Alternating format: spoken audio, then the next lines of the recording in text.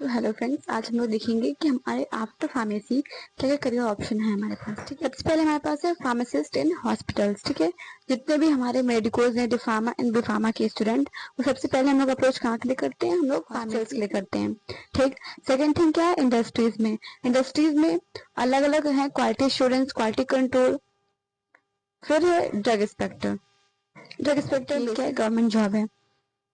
Medical store, सबका own business, जो first thought after pharmacy medical store. ठीक है, होल सेलिंग का वर्क क्या होता है? होल सेलिंग है मेनली सबके लिए कि हाँ, एक्सपोर्ट इंपोर्ट का बिजनेस। डाटा एनालिटिक्स का वर्क क्या है? डाटा एनालिटिक्स का सिंपल सा वर्क, डाटा मैनेजमेंट। ठीक है, फार्मास्यूटिकल इंडस्ट्रीज में भी अब सामान, जितनी मेडिसिन है उनका एक्सपोर्ट और इम्पोर्ट हुआ, ठीक है, बल्क फॉर्म में हुआ, तो उन सबका हिसाब किताब कौन रखेगा? तो हमारा कौन? डाटा एनालिटिक्स जो है इन सबका हिसाब किताब रखता है। ठीक है, उसके बाद देखते हैं इंडस्ट्री डिपार्टमेंट। ठीक है, इंडस्ट्री डिपार्टमेंट डिस्कस किया कि इंडस्ट्री में हम लोग जाते हैं तो फार्मेसी स्टूडेंट इंडस्ट्री में क्या है वर्क? पहला है QA, quality, quality control. Example समझाती हूँ, क्यूए क्या है? क्वालिटी एश्योरेंस क्या? समझ लीजिए पूरी रिस्पॉन्सिबिलिटी है, पूरे घर की रिस्पॉन्सिबिलिटी है। ठीक है, और क्वालिटी कंट्रोल क्या है? किसी एक सेक्शन की रिस्पॉन्सिबिलिटी है। ठीक है, तो क्यूसी और क्यूए में ये डिफरेंस है। क्यूए पूरी रिस्पॉन्सिबिलिटी, सबका ओवरऑल कोलैब है, और क्यूसी क्या है? एक सेक्शन की रिस्पॉन्सिबिलिटी है, एंड किसी भी बैच या सेक्शन कोई प्रॉब्लम होती है तो क्वालिटी कंट्रोल का जो ऑफिसर होता है वो उसको मैनेज करता है और रिव्यू करता है चीजों को। Second thing, research and development. ठीक है, लोग फार्मेसी करते हैं, बीफार्म करते हैं, फिर एम फार्म एंड पीएचडी। ये लोग इतना डीप में क्यों जाते हैं? क्योंकि इनको रिसर्च करनी है, न्यू मॉलिक्यूल फाइंड आउट करने के लिए, कुछ न्यू मेडिसिन, हर्बल ड्रग्स बनाने के लिए। वेयर हाउस भी हमारा क्या है? इंडस्ट्री का एक पार्ट है, जो वहाँ के मेंटेनेंस को देखभाल करता है। चैन, जो भी एक्सपोर्ट इंपोर्ट का बिजनेस हो रहा है, ठीक है, उसमें हमारा सीधी सी बात है कि सोशल मीडिया भी इंक्लूड होगा।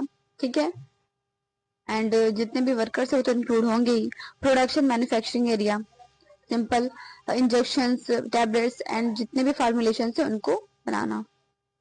ठीक, आगे बढ़ते हैं। Industry department, supply chain logistic होते हैं, रेगुलेटरी अफेयर्स होते हैं, फार्मेको विजिलेंस, जो कि सबसे चर्चित विषय है आजकल, pharmaco vigilance and medical affairs. Pharmaco vigilance में क्या है? सिंपल सा है, फार्मेकोलॉजी में जो हमारे ड्रग एडवर्स इफेक्ट होते हैं, कि किसी भी मेडिसिन को कौन से एडवर्स इफेक्ट होंगे, किसी भी पर्सन को कौन सी प्रॉब्लम हो सकती है। सिंपल भाषा में बोलूं तो कोई भी मेडिसिन है, ठीक है, उसको आपने इनटेक किया, तो एवरी पर्सन, हर व्यक्ति का एक अलग अलग डाइजेशन सिस्टम, इम्यून सिस्टम होता है। डाइजेशन सिस्टम का सबका सेम होता है, बट इम्यूनिटी सबकी डिफरेंट होती है। ठीक है, तो कोई ड्रग किसी पे एडवर्स इफेक्ट जो शो करती है, जरूरी नहीं कि सेकंड पर्सन पे भी वही एडवर्स इफेक्ट शो करे। तो इसके लिए क्या जरूरी है? फार्माकोविजिलेंस, देखने के लिए कौन सी जो मेडिसिन हमारी बनाई जा रही है वो कितनी सिक्योर है, और किन कंडीशंस पे कोई मेडिसिन को नहीं लेना। जैसे कुछ होती है, जैसे टेट्रासाइक्लिन जैसी जो एंटीबायोटिक्स होती है, वो प्रेग्नेंट वुमेन्स को नहीं दिया जाता। ठीक है, और एंटीबायोटिक्स ग्रुप में बहुत ही यूजफुल है टेट्रासाइक्लिन, अमीनोग्लाइकोसाइड्स जैसी मेडिसिन। तो ये सब कहाँ से पता चला कि हाँ, ये मेडिसिन किस केस में देना है, किस केस में नहीं देना है? तो हमारे फार्मेको विजिलेंस की देना है कि हमें पता चलता है कि इसी मेडिसिन के क्या एडवर्स इफेक्ट हो सकते हैं, और कब इसको देनी है और कब इसको नहीं देनी है। ठीक है, मार्केटिंग सिंपल सी है कि कोई चीज मैन्युफैक्चर होगी तो उसकी सेल्स मार्केटिंग करेंगे, तभी तो वो उसकी ग्रोथ होगी।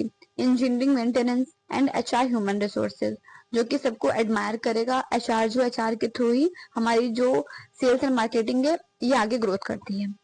अभी के लिए इतना ही, देखते हैं आगे। Thank you very much listening from me.